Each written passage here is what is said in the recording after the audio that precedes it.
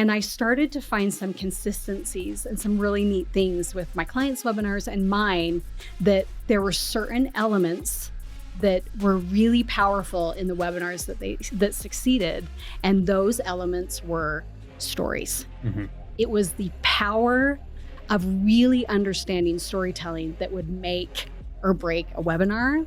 And so that's when a few years ago, I went all in on saying, I love webinars as much as the next kid, but webinars aren't enough. It's not enough. And so I went all in on the art and the mastery of storytelling. And that's where I sit now. I hope these people don't boo me out of the room. Right? I hope that someone in this room got something of value out of that, because I had no idea what I could teach them. Never take for granted what you know. People are praying for it, begging for it, looking for it. And if they can't find you, they're going to buy it from someone else. Welcome back to the Base Business Podcast. I'm your host, Parker McCumber, and I'm here today with a special guest, Sarah Allred, who is a master of telling stories. As a matter of fact, I'm wearing her hat right now, 7 stories to $1 million. Sarah, why don't you introduce yourself real quick? Tell us who you are and what you do. Awesome. My name is Sarah Grace Allred. And as Parker said, I am obsessed with storytelling. Absolutely obsessed, right? It's been sort of the secret sauce in my business as we've passed the $1 million mark. So what do? I teach storytelling. I'm also a mom of 4, married to the boy down the street, and just thrilled to be here with my friend Parker. I'm thrilled to have you. Yeah. Also, I went to your event, 7 stories to $1 million. Fantastic event. If you get the opportunity, if you're looking to improve your storytelling, which is really improving your marketing and your sales, you should go. Oh, you're She's kind. Talking about crossing the $1 million mark, but there's way more potential there. Okay. So let's dive in a little bit. Sure. Music major from BYU. Right. How do you end up being a storytelling marketer and building a business around it? Because it seems to me there's a pretty big disconnect there. Yeah. Really good question. So I was a high school marching band teacher at the tender age of 24 years old. I was gonna say, there's no way. Yeah. Seriously. So I was a high school marching band teacher at the tender age of 24. And my husband, Greg, was working as a waiter at the local steakhouse. And really the pivotal moment for me was, Parker, I was so good at it. Right? We were winning. We were like checking all the boxes. I had 160 students, like all the summers, all the sunburns, all the things. I was so good at it. But something really triggered in me when I was watching my husband work just Friday night shifts and Saturday night shifts. And he was getting a paycheck coming in. And I was working all summer long, and I was working full school days and staying after school and showing up early for jazz band. And I was making half of what he was making as a high school band teacher. And so as terrible of an introduction as it really sounds to introduce me, I was really, really bothered that I wasn't getting paid for my time. Like not even close. Yeah. And so I feel like I sort of got a Hail Mary exit. I actually ended up getting pregnant with my very first kid. And that was my ticket out to say, this is something I'm really good at, but I'm going to stay at home and be a mom. And I said sayonara to just the really, really challenging paycheck of teaching high school band, even though it was near and dear to my heart, and started raising kids. And so if you fast forward a few years, when I had a couple of kids, Greg decided to start medical school. And we were looking down a pathway of 12 years of no income, of no choice in where we lived, of eventually moving across the country from family. Mm-hmm. And I remember staring at the Netflix screen, and I was literally eating Cheetos, people, right?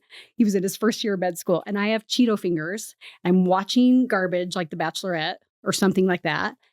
And I looked at myself and I said, I cannot do this for the next 12 years. I can't do it. And what I was most worried about, the more I think about this story, is I saw Greg's trajectory for the next 12 years of being challenged and of progressing and of being pushed and pressure. Mm-hmm. And he was going to come out a doctor, right? He's now an anesthesiologist and respected and all of those things. And what was I going to be doing? for the next 12 years? What was I going to be doing? I could see myself with Cheeto fingers and watching The Bachelorette for 12 years and me not becoming something that I was proud of, and that we were actually going to end up miles apart. And so that's really what spearheaded my decision in that Cheeto moment was I'm going to figure out something I can do from home to challenge myself, put pressure on myself. And that was how I started entrepreneurship. This is awesome. And I want to highlight two things. Sure. We actually recorded an episode of Sarah's podcast before this, so there might be some recurring themes that I bring up.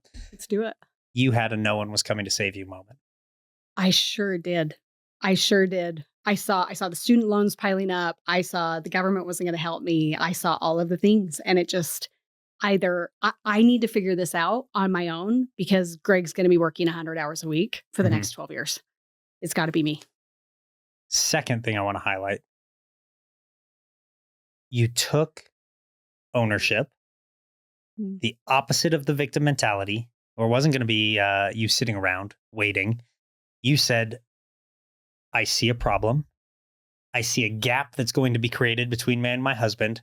I'm going to take ownership of the process and change the trajectory and the outcome. Amen. I think that it's very important for somebody who's interested in starting a business, approaching entrepreneurship, to recognize no matter what you do, you are ultimately responsible for your outcome. In doing that, you can mentally change how you perceive the world and take radical action to achieve something that most people would think is unattainable. For example, from when you made that decision to now, how much time has elapsed? 7 years. 7 years. And you broke the $1 million funnel mark? Right. In less than 7 years. Right. Now, you primarily operate alone, right? You have a small team? Yeah, like two. Like two. Yeah. So let's divide that out in your head real quick. I'm no good with the mathematical equations here, but that's like $180,000 a year. You essentially created a $180,000 a year job out of thin air while being a stay-at-home mom, raising the kids. That sound about right? It's 100% right. And I will say, for the bulk of those years, no nanny, no house manager. My life is a little different now, but I had a maximum of 12 hours a week to work. Imagine this for just a second. 12 hours a week. Most of you are working 40 plus. Yeah. 12 hours a week. And you're like in Utah, the average household income is $72,000. Right. You've doubled the average household income in less than 12 hours a week. Yeah. Wild. You make it sound so good, Parker. It is really good. And okay, so that's something that I want to highlight here. Yeah. Because a lot of people get in their heads, right? About I'm only doing X amount of sales. I'm only doing X amount of revenue. Other people, especially when you get into like these higher level masterminds and groups and stuff like that, like, sorry, I got to put this down because I'm using my hands. Sure. I have fallen victim to that. I maybe step inside a room and I'm like, okay, I've got a business that does, $15 million a year. Somebody else got a business in there that's doing $100 million a year. Never enough. It's never enough. But I think it's important that we identify there's never a straight comparison.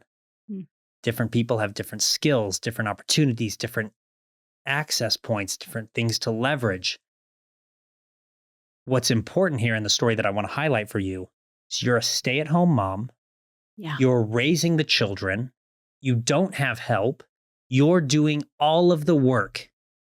100%. And you were able to build something that anyone would be envious about. I mean, like, I work a lot more than 12 hours a week. Sure. You're also on the city council, Parker. I think I work 12 hours a day most days. Sure. Oh my gosh. Oh, I just had a crazy realization. Oh, man. This is embarrassing now. but I have to say it for the good of the audience. If you're here to serve. In less than 10% of the time that I work, you make at least 10% of the income. Oh. The time to income average is high. So in that sense, you've really crushed it. And so I wanted to highlight this. You can, if you're staying at home, you're a stay-at-home mom, you can still build a business. You don't have to sacrifice being a mom. You don't have to sacrifice your lifestyle, your family. How did you do that? Well, I would dare say if you are a stay-at-home mom, you are actually in a much better position than a non-stay-at-home mom or in a guy that has 40, 60, 80 hours a week. Like, I really believe that. So there is this story by who I believe someone to be an apostle, a religious leader named David Bednar. And he shared a story about— Shout out to David A. Yes, yes. And David Bednar shares a story where there was a guy that really wanted a new truck for his family, right? And he's trying to convince his wife because they're not sure they can afford it. And he's like, but if there's a big snowstorm, then I need to be able to like go and get milk for our family. And her response was, if we buy the truck, we can't afford the milk, right? And that was like the big joke. Mm-hmm. But they eventually decided to buy the truck. And sure enough, a huge storm rolled in, and he wanted to kind of flex the power of this truck during the snowstorm. So he got in the truck and he started to drive up the canyon, and the storm got worse and worse and worse. And so he pulled in and he got into this area and he was going to chop firewood for his family, right? Like do the whole man thing. As men do. As men do, right? With his truck. And so he starts to chop firewood. He thinks he has enough. He thinks he's flexed the truck enough. And he starts the truck and he is stuck. He's stuck. And he's like, oh, great. And totally embarrassed, mind you, right? Mm-hmm. Totally embarrassed. And so all he could think of to do is, well, I'm out here anyway. I'm going to chop more firewood. So he gets out in this massive storm and chops and chops and chops until the entire bed of his truck is chock full of firewood, not an inch to spare.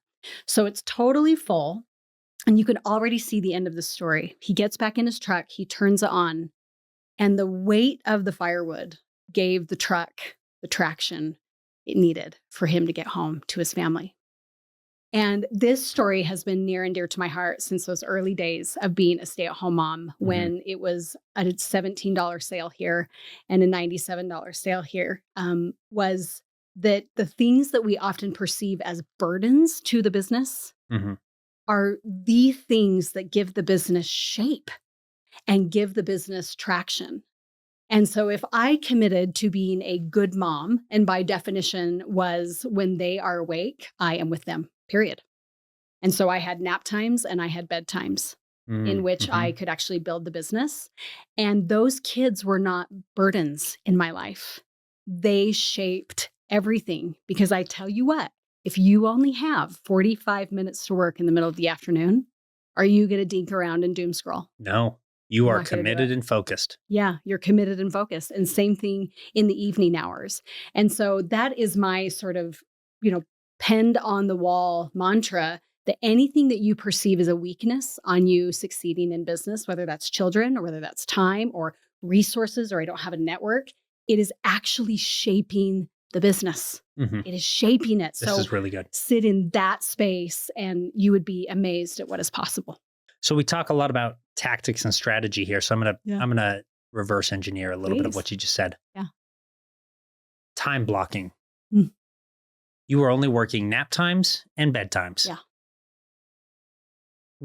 I talk about this concept often on the show, where to be successful, I guess, fighting my own ADHD and other commitments and lack of interest in some things and over interest in other things, I time block everything. Yeah, sure. If it's not on my calendar, it doesn't exist and it won't get done. But if it is on my calendar, for whatever time period it is booked for, I am hyper focused on it. Now, I intentionally don't do things too long because then I lose interest.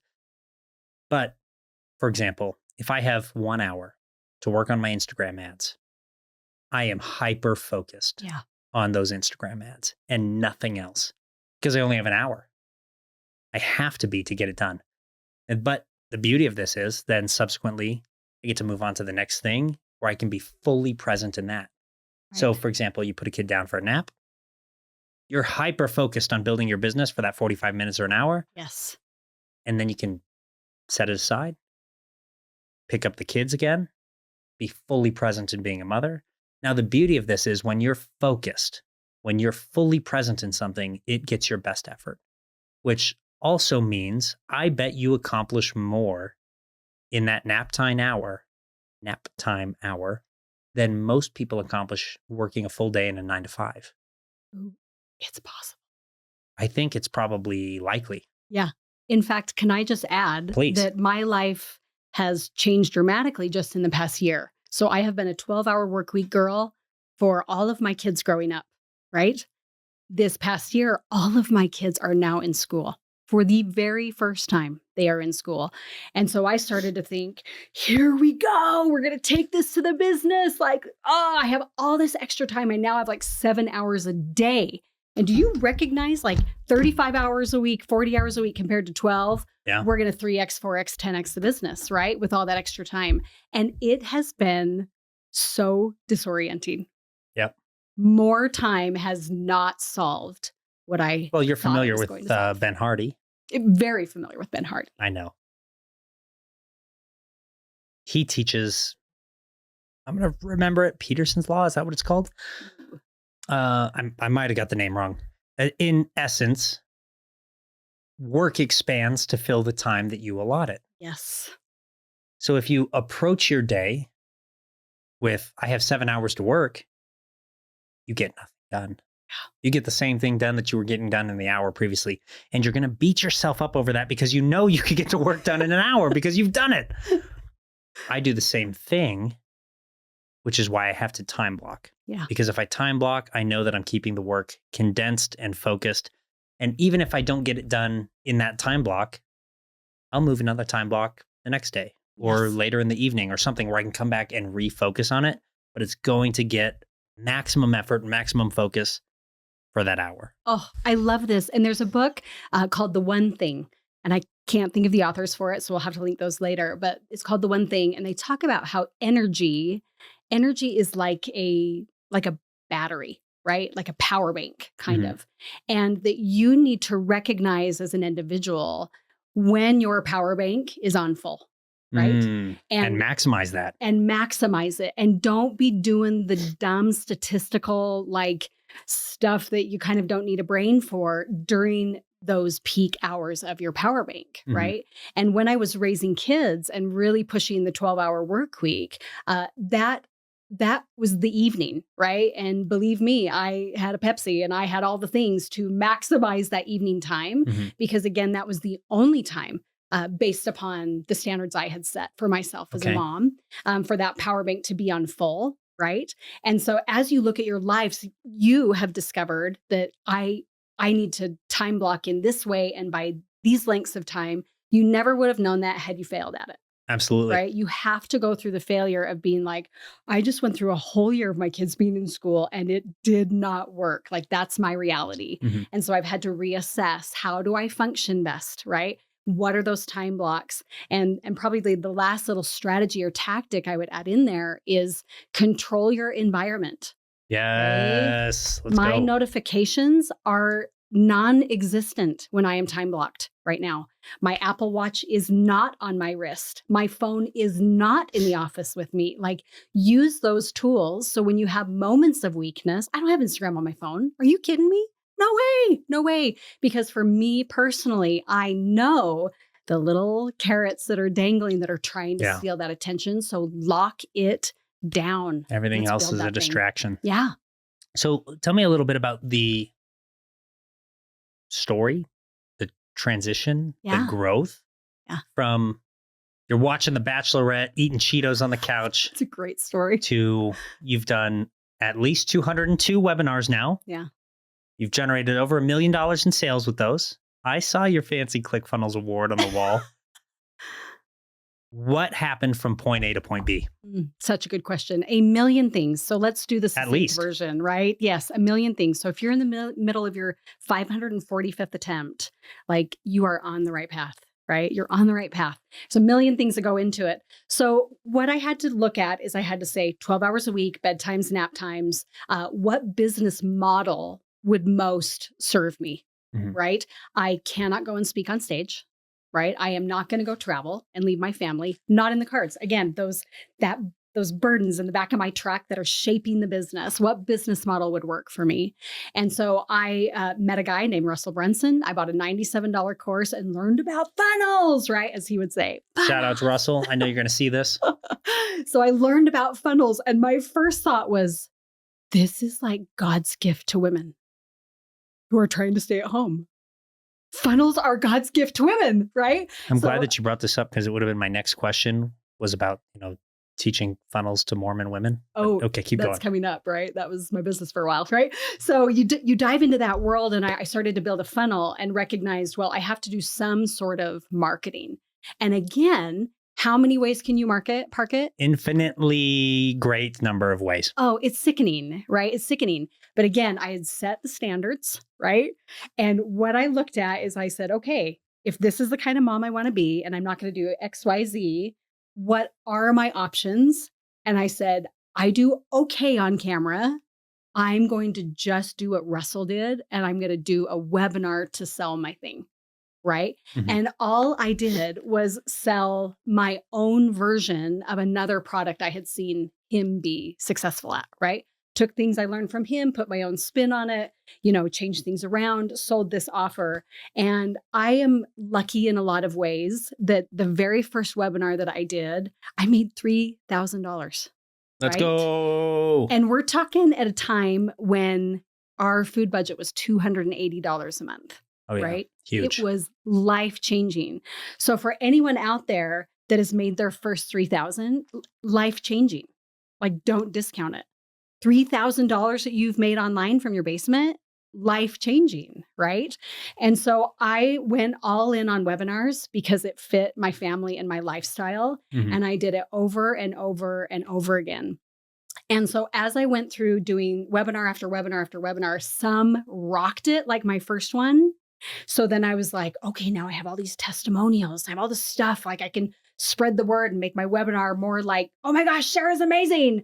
I went and did that webinar again and it flopped. Flopped. Then the next webinar I did, nobody showed up. And so it was like problem after problem after problem after, quick success and then problem. And because I didn't have capacity or a lifestyle that could support really any other kind of marketing, I just had to figure out the webinar model, Mhm. right? So I went all in on that and fast forward, 7 years, 6, 7 years. And I had done, 190 plus webinars. And I decided, I wonder if I could teach others how to maximize their webinars based upon all of my experience. And so I dove into the high ticket world and started to work with just really incredible clients that had big businesses and started to kind of get my hands in their webinars.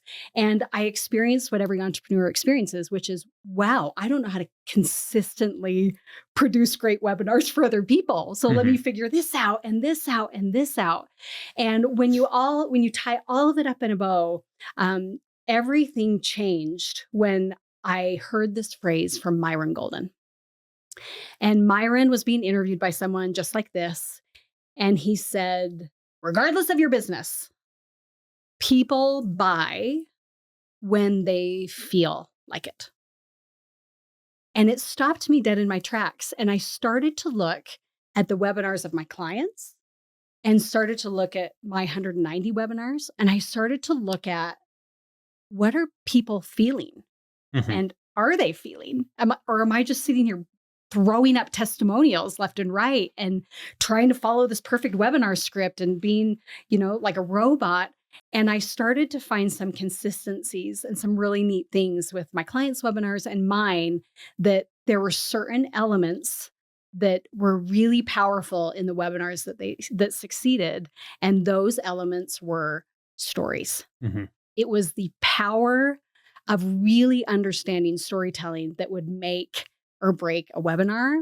And so that's when a few years ago, I went all in on saying, I love webinars as much as the next kid. but webinars aren't enough. It's not enough. And so I went all in on the art and the mastery of storytelling. And that's where I sit now. I love it. So you say that's where you sit now. When I look back on Sarah's journey a little bit, what I could Ooh. find, teach funnels to Mormons. Yes. Obviously, there was an offer there. Yeah. That was earlier in the journey. Tell me about that. Oh, that was my very first offer after taking Russell Brunson's One Funnel Away challenge. And I took to heart, I'm a very good student with my coaches, right? I listen to everything they say and I line item it and I cross it off. Am I doing it? And he talked a lot about how the riches are in the niches, right? Yep. And so I looked at his One Funnel Away challenge and I thought, okay, I understand this. This is God's gift to women specifically. And who do I already kind of know and understand? Well, let's just niche down to not just Christian women, but specifically Mormon women. And at my first Funnel Hacking Live, I wore a t-shirt that said, I teach funnels to Mormons, right? Like that was my hook. And I had many conversations because of that shirt. But I went all in simply because it was the easiest audience and market for me to understand and for Because it me was to you. connect with. It was me. It was me. And it was a whole bunch of women just like me. And so I made my first 6 figures in my business doing webinars, teaching funnels to Latter-day Saint women. So that's the story. Right on. Right on. Where did that progress to? Where did it progress to? I mean, what's the next thing? Yeah. So Because you said you did that for the first couple yeah, years, right? Yeah, So I did that for the what first was couple of next? years. Yeah. So I eventually turned that into now you have a funnel. Now you have a business model. And so I went directly into one-on-one coaching. And so I was a one-on-one coach with those women. And no shocker here to anybody listening, I loved it. And I made more money than I'd ever seen in my whole entire life. And I was like, I'm figuring this out. This is so good. But there are some complexities with one-on-one coaching as far as how available you are and how locked into schedule you are. And what do you do in the summer when And if you've only got 12 hours a week, you run into a big bottleneck. A big bottleneck, Mr. Team Man. I wish I'd known you back then. And in the summers, even, I would go down to 6 or 8 hours a week. And that was a real strain on the one-on-one section of the coaching. And so I started to move into a hybrid of how do I offer, more direct access to me in more of a monthly setting, but it isn't directly one-on-one because I am just hyper protective of school plays and soccer tournaments and all those things. And so that's kind of the journey that we've taken ourselves on. Okay. So if you were to go back and do this again with what you know now versus what you knew when you started, what's the big change or trick or secret that you've learned that you would reapply? Oh, man. Can this just sound kind of hokey? Yeah, absolutely. Okay. I have a paper, wish I'd brought a picture of it, on my bathroom mirror to this day, right? I am 44 years old. And every morning I look at it and it is water stained and I'm sure makeup stained and crinkled. And it says, never take for granted what you know. And for so long, even teaching those Latter-day Saint women, I discounted my understanding of funnels or discounted my ability to sell online or to market. And it was always because, but I learned this from Russell, but I learned this from Myron, but like, I didn't make up storytelling. Hero's journey is as like down to basics as it gets. And I still find myself having to remember that you cannot take for granted what you know, that there are people sitting across from you that desperately need your skill. What you would consider to be a small, simple skill. You probably think leadership is like so easy. And I'm over here going, Parker, tell me everything. I cannot figure out even the first person to hire. I boxered you about it a couple of weeks ago, right? And vice versa. You were like, I cannot figure out XYZ. How can I figure this out? Like, never take for granted what you know. People are praying for it, begging for it, looking for it. And if they can't find you, they're going to buy it from someone else. Yeah. Go after absolutely. I want to expand on a couple thoughts that maybe stem from this. The self-bias. it's a tool, but it's also your greatest hindrance. Mm. You identified, Parker, your skill, leadership, team development. That has been so standard in my life since I was 18 years old that I often view it as commonplace. Wow. And so it took me 6 years in business before I reverse engineered that was what I was actually doing. Maybe even 7, to find success. Yeah. And it wasn't until people started approaching me and saying, "Hey, Parker, could you teach me what you're doing? Parker, how are you doing this? Parker, what's going on?" I ended up writing a book on it, but it was largely the result of, how do I teach somebody what is helping me win? And it was all things that seemed so normal to me. Yeah. But they're things that other people have never experienced. So when I get on stage in 2024, speaking at Russell's Mastermind, I presented on command philosophy and how you could take a military-inspired command philosophy and teach it or use it in a business. Love it. And then that was how you established, alignment, a clear objective, unity of effort. I get off stage and I'm literally taking that last step off the stage onto the ground, and I'm actively thinking to myself, like, I hope these people don't boo me out of the room. Right. I hope that someone in this room got something of value out of that, because I had no idea what I could teach them. Yep. So basic to me. And Fred Yelma comes running over to me and grabs my hand. Big Iranian dude, shaking it. Oh my gosh. I will pay you $50,000 to come teach it to my company right now. I'm sorry, what? Excuse me? And I kind of leave that interaction, and Herman Blanco comes running up to me. "Parker, do you have a coaching program I can join?" I'm sorry, no, I've never taught this before, but I know that's the wrong answer. I'll get on it. Yes. And I walk away from that interaction, and Edward Collins says, "Parker, that's a $10 million a year business idea. And I'm not talking gross. That's your net take home if you can master teaching this." Life changing. I wasn't ready, or I had so much self-doubt about my worth and what I was able to teach. But the market validated me before I was able to validate myself. Wild. And I think that that's kind of a similar experience to what you had. Yes. And can I just add in Please. a parallel experience, because I want the listener to be able to see when their experience happens, because you may already have had it, right? And so to parallel that, similarly, I was teaching on a stage in Russell's Mastermind, and I was asked to speak by Vince Green on storytelling, what makes stories sell or convert. And when I did this, I wasn't actually even all in on that in my business. I was teaching webinars. Webinars. So I thought, oh, he's going to ask me to speak Someone about else webinars. had identified what you were doing very well. Again, Yeah. the market validating. He validated. And so he boxers me and he's like, "Can you speak on this thing?" And I was up skiing at Beaver Mountain when I heard his message, and I was like, I did not hear that right.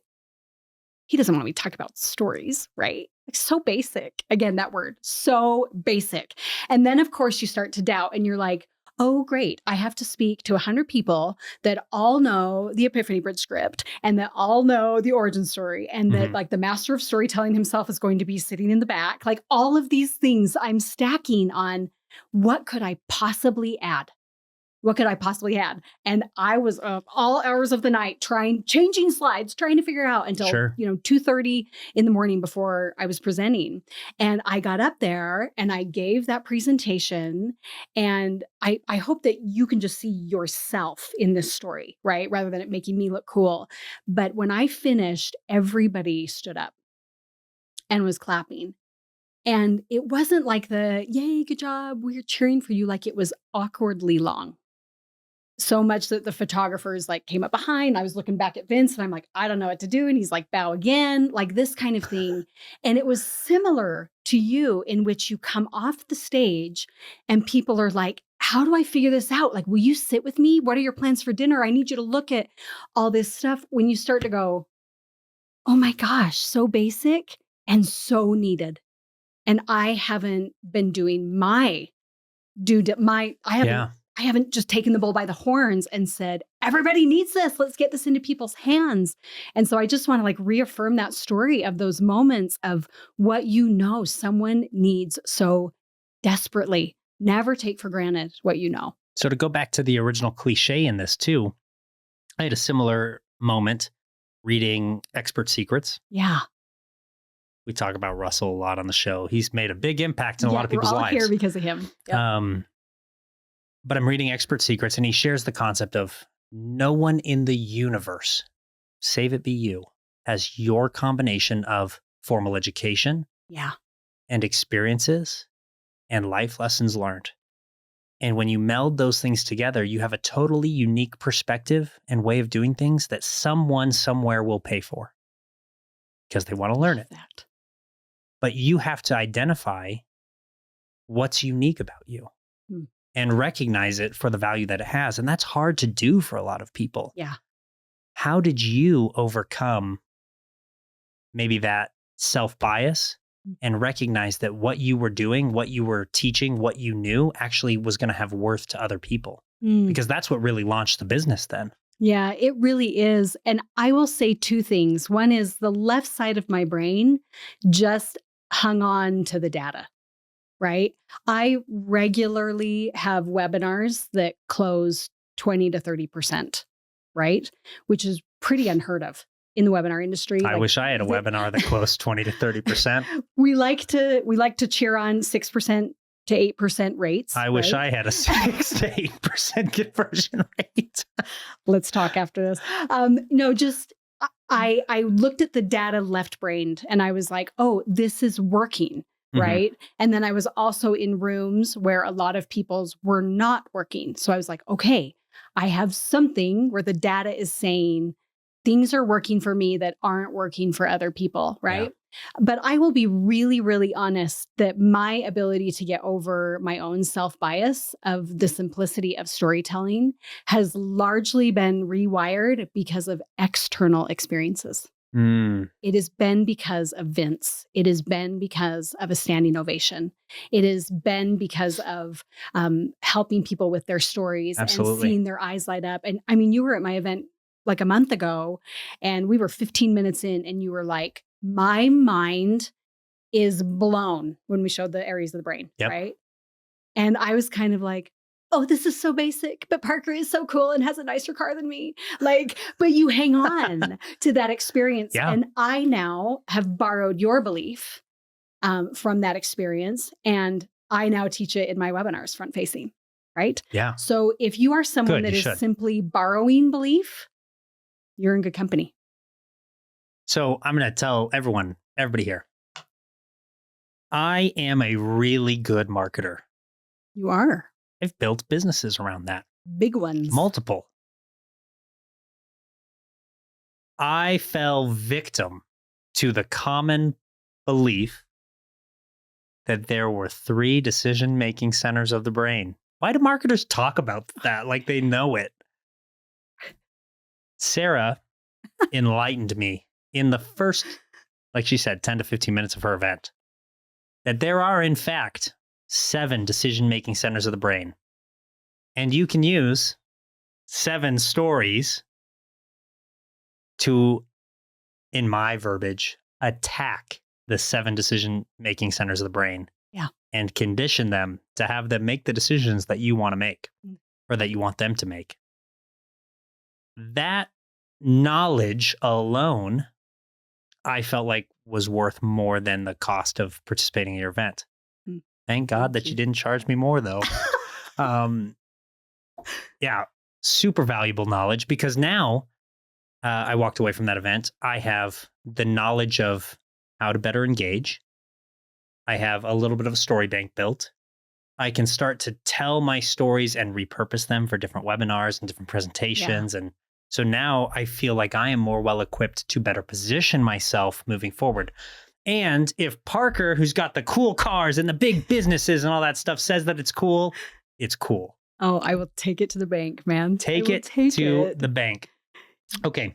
I know that we have a hard stop coming up here in a minute or two, so we need to move quickly now. I'm here. We talked about you. We talked about the business a little bit. strategy. Mm. What's working right now? What's not working right now from the lens of if somebody wants to start and get some clients, maybe, what do they need to know? Yeah. You need to know the universal feelings that your client is feeling about the problem. If I break that down a little bit, so many people use stories to sell. I get it. It's nothing new. But what they try to use stories for is to sound impressive and achievement and look where I can take you. And Guilty. yeah, we were all kind of taught under that lens, right? Mainly because we've had a very shallow understanding of the decision-making areas of the brain. And so when we tell stories, we want to focus in on, I made $1 million, right? Doing stories or whatever it may be. That's really neat for you, right? But how are you just deeply in line with how your client is feeling right now? Yeah. So when you're telling a story, the chances of your stories of trying to decide between the military and like figuring out how I'm going to make money for my family, the details of your story will not be the same as the people that are going to be coming to your event or joining your program or paying you $50K, right? But what are they deeply feeling that is the same as what you were feeling then? Well, my wife was pregnant and I was freaked out of my mind on how I was going to provide a life for her. Absolutely. That is a core human feeling. So yes, give them the context of the military, but when you tell the story, sit in that feeling because that is what they will feel and connect with of, oh yeah, the way my life is going right now, I am letting someone I love down big time. Absolutely. Right? And so that would be what I would, for those that are trying to market or sell, don't try to be so different and extreme with your details. Get down to the universal core emotions and lean on those in every reel, in every email. When you get my emails, they are underlined and bolded. Not the cool, impressive details, the feelings, right? No one is coming to save me. That is a universal feeling of entrepreneurs. Yes. Regardless of what walk of life they're coming from. Right? So lean deeply into the universal. It's beautiful. I love that. I'm so glad. I'm so glad that you got that out in the last couple minutes of the show. Cut close on time here, guys. You're okay. Sarah, you have provided so much value to me, to my audience. 1, thank you. 2, is there anything that I could do to repay you, provide value back to you and your people? The greatest thing that you could do is continue to tell your story. I will. Okay. Lean on no one is coming to save you because people like me desperately need your brain around leadership and team building to take our businesses and our messages to the next level. Never take for granted what you know. Thank you so much. Sarah, tell us real quick to the camera, where can they find you? Where can they follow you? How do they get in touch with you if they want to do business with you? Well, if you love Parker, you certainly need to jump on YouTube and find our podcast episode together on my podcast. Let's go. Which is called Unreasonable Autonomy. And we go deep. It is a great conversation. But more importantly, because I am a very I want to get to know your story and that's my world, find me on Facebook, Sarah Grace Allred on Facebook, and send me a DM. I would love to start a conversation about where you are at, where you're going, how I can help, and we'll go from there. Thank you so much for joining us. Until next time, see you later. See ya.